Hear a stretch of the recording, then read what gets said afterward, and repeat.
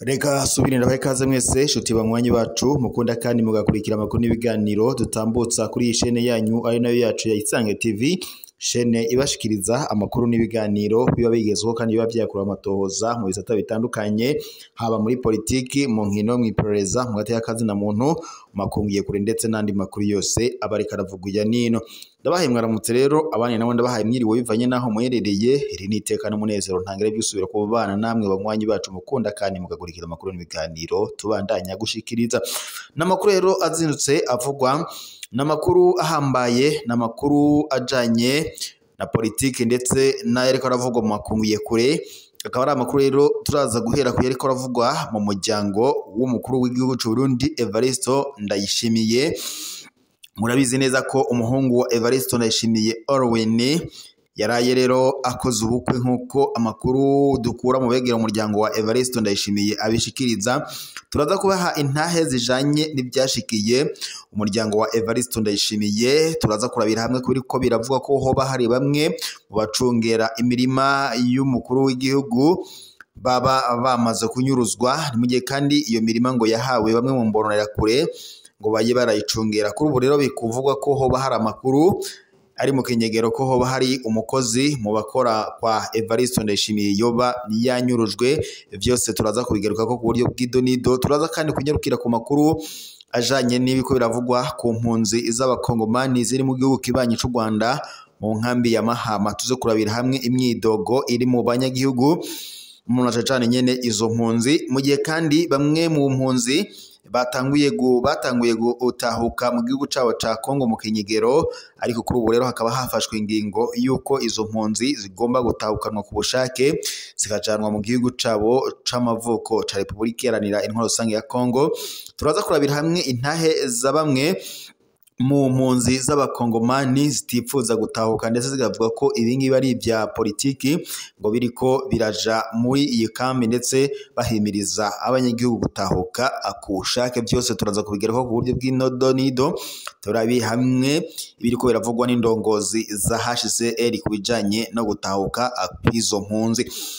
Vyose ku buryo bw'idonido ni mukanya, ntimujye kure y'imbonesha kuri yanyu mukunda cyane ya Isange TV.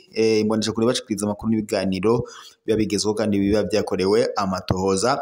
Reka mbibutse mu fyonde suivre partage ndetse na s'abonner, maze amakuru yacu aze arabashikira umwanya n'umwanya tuba tumaze kuyashira kuri iyi chaîne yanyu ari no yacu ya YouTube ya Isange TV.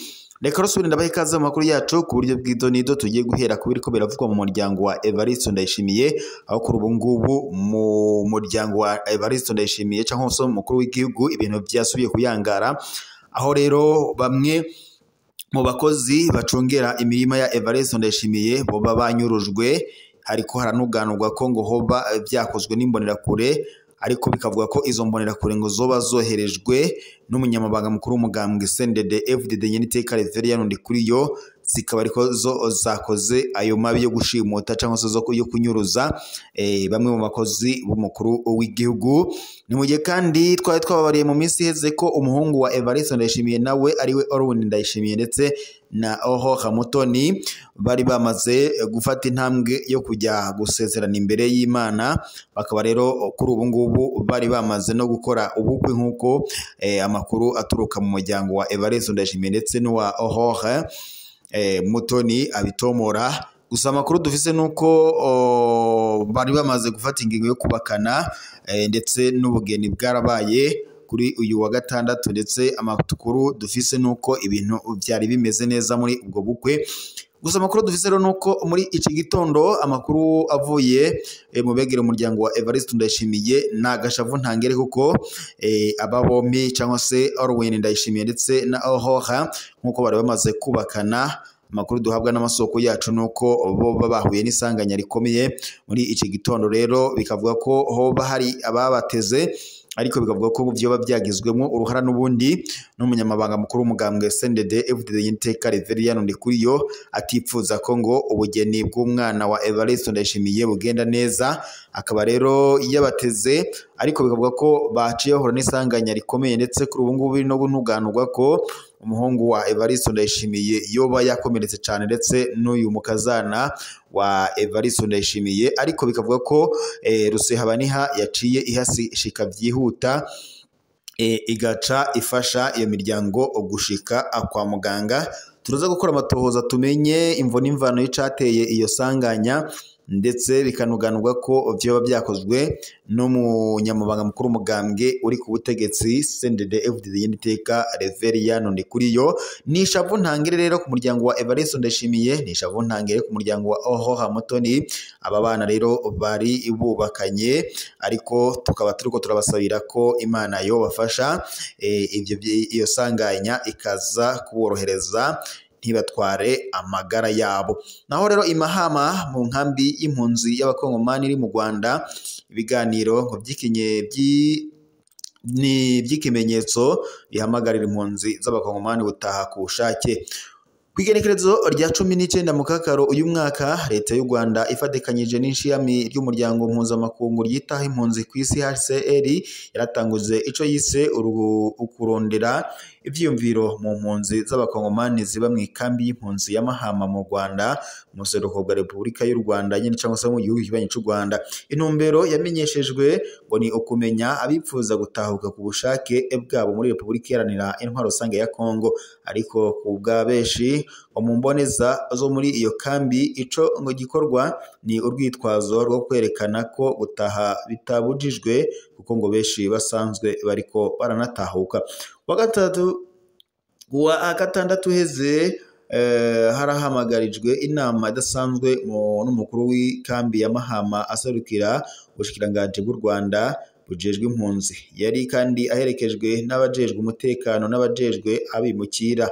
Inama yari igenewe kumenyesha imboneza muri iyo kambi gusuzuma neza abashaka gutahuka mu gihugu cabo, nk'uko bitegekanijwe mu masezerano yashizwe habona cyangwa se yasinywe hagati y'igihugu kibanyi cy'u Rwanda na Repubulika Iharanira Intwaro Rusange ya Kongo i Washington. Intambara igiye guhagarara mu buseruko bwa Repubulika Iharanira Intwaro Rusange ya Kongo. Vyongeye kandi M23 hamwe na Repubulika Iharanira Demokarasi ya Kongo barumvikanye ko hagiye gushirwa hasi ibigwanisho banaganira ndetse mu ntumbero yo gutora umuti w'amatati. Harageze ko abavyifuza bataha iwabo ku bushake babifashijwemo na HCR bakakirwa n'indongozi za Kongo, niko byashikirijwe n'intumwa ya leta y'u Rwanda. Guhera ku munsi wakurikiye, abakozi ba HCR baciye batangura gukendera ibisata bitandukanye vyo muri iyo kambi, cane cane igice ca 3, 4, 5, 6, 13, 16, 17 na 18 byose biri hafi y'uruzi Akagera bakora amatohoza. Mu kwezi kwa Ruheshi hagati, amakuru ko twatohoje yerekanaga ko mu matohoza adasanzwe yakozwe ko impunzi ibihumbi n'ibihumbi ziriko zirataha mu kinyegero ziva muri iyo kambi ya Mahama zerekeza muri Repubulika Iharanira Intwaro Rusange ya Kongo, atanumwe aziherekeje. Bavuga ko bagendaga mu ijoro ku bwishi, aho M23 yigaruriye ibisagara bikuru bikuru vya Nord Kivu ndetse na Sud Kivu mu buseruko bwa Kongo. Nubwo vyakorwa mu kinyegero byarabandanije, HCR itabizi canke ubushikiranganji bujejwe impunzi mu Rwanda Minema. Ariko ikibazo kinini kigumaho ngo ni bariko baribaza abazobafasha. Abo banyekongo baturuka mu turere ubu tugenzurwa n'umuhari wa M23, ariko ubwo butegetsi ngo ntibwemewe na leta ya Kinshasa.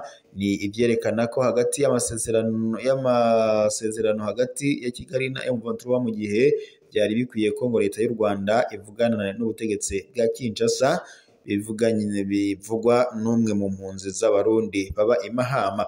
Abeshi bariko barava mu ikambi ya Mahama muri kino gihe ni abagore, abana, abakenyezi, abageze mu za bukuru. Abasore beshi bo baramaze gutahuka kera, bamwe bagiye kwifashanya n'abagwanyi ba M23, nuko bitomorwa na bamwe muba muri iyo kambi. Hari abasore bamwe baza rimwe na rimwe mu ikambi bazanye impuzu za gisirikare ca Kongo, bakoga bakanazimesura ku mugaragaro atamakenga bafise, niko vyemezwa n'umwe mu barundi baba muri iyo kambi. Inyuma yo gusubira mu gihugu ku bwishi, hari uruhara rw'abamobilisateri politike abahamagarira abantu gutahuka kw'abakongomani, nubwo atanzego zibemera barihanganirwa, bategura inama z'ijoro aho ndetse ngo bandika abipfuza gutahuka bakegeranywa n'amafaranga.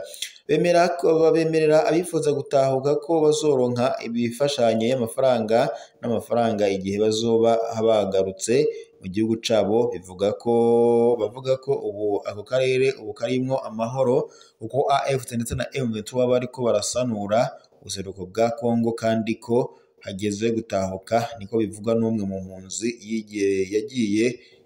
yagiye kenshi muri ayo manama. Guhera muri 2025 abagwanyi ba M23 bafatikanyije na AFC bemeza ko bagenzura intara za Sud Kivu ndetse na Nord Kivu. Mu matangazo yabo bahamagarira abahunze gutahuka kugira ngo bafashanye gusanura igihugu. Ikambi y'impunzi ya Mahama ubu niyo nini mu gihugu mu gusumba izindi mu gihugu kibanyi cy'u Rwanda, irimo impunzi zirenga 76,000, harimo abarundi barenga 40,000 ku mpunzi z'abakongomani bari muri iyo kambi. Bakaba rero bari mu yabiri hagati y'ubutahuka ndetse no gutotezwa no kubura umutekano aho bari muri iyo kambi ya Mahama, bigaragara ko batipfuza gutahuka ku bushake bwabo.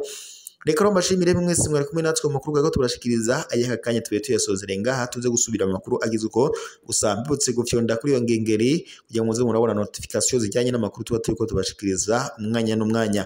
Reka nshimire rero mwese mwadukurikiraga amakuru yacu tuyasozere ngaha ayaka kanya, dusubire mu kanya makuru agezweko.